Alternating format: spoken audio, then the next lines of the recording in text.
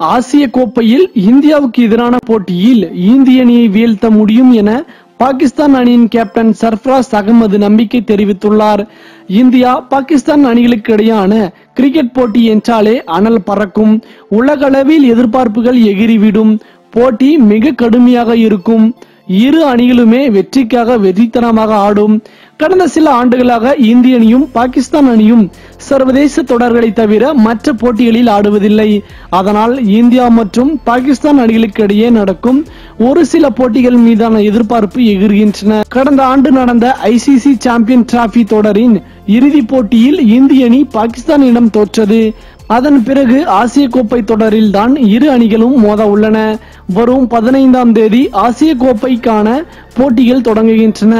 India மற்றும் பாகிஸ்தான் அணிகளுக்கு இடையான போட்டி செப்டம்பர் 19ஆம் தேதி நடக்கிறது. இந்த போட்டியில் வெல்லும் முனைப்பில் இரு அணிகளுமே உள்ளன. ஆசிய கோப்பை தொடரில் விராட் கோலிக்கு ஓய்வு அளிக்கப்பட்டுள்ளதால் ரோஹித் சர்மா கேப்டனாக செயல்பட உள்ளார். இந்த தொடரில் விராட் கோலி இல்லாததால் பாகிஸ்தான் அணி சற்று ஆறுதலாக உள்ளது. எனினும் இந்திய அணி ரோஹித் சர்மா, தவான், ராகுல், புவனேஸ்வர் குமார், பும்ரா ஆகியோருடன் வலுவாக உள்ளது. அதே நேரத்தில் பாகிஸ்தான் அணியின் பகர் ஜமான் மற்றும் ஹசன் அலி ஆகியோரும் அந்த அணி சார்பில் தாக்கத்தை ஏற்படுத்துவார்கள் என எதிர்பார்க்கப்படுகிறது.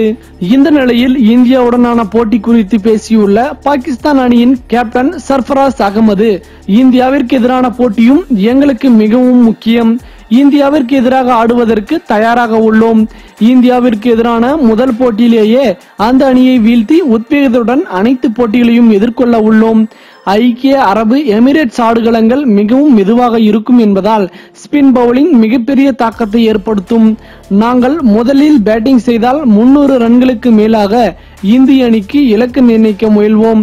அப்படி 300 ரன்களை நாங்கள் எட்டிவிட்டால் எங்கள் பவுலர்கள் இந்திய அணியின் விக்கெட்டுகளை சரித்து விடுவார் என சர்ஃபராஸ் கான் நம்பிக்கை தெரிவித்துள்ளார். மேலும் இது போன்ற சுவாரஸ்யமான செய்திகளை உடனுக்குடன் தெரிந்து கொள்ள தமிழ் சேரை சேனலை சப்ஸ்கிரைப் பண்ணுங்க.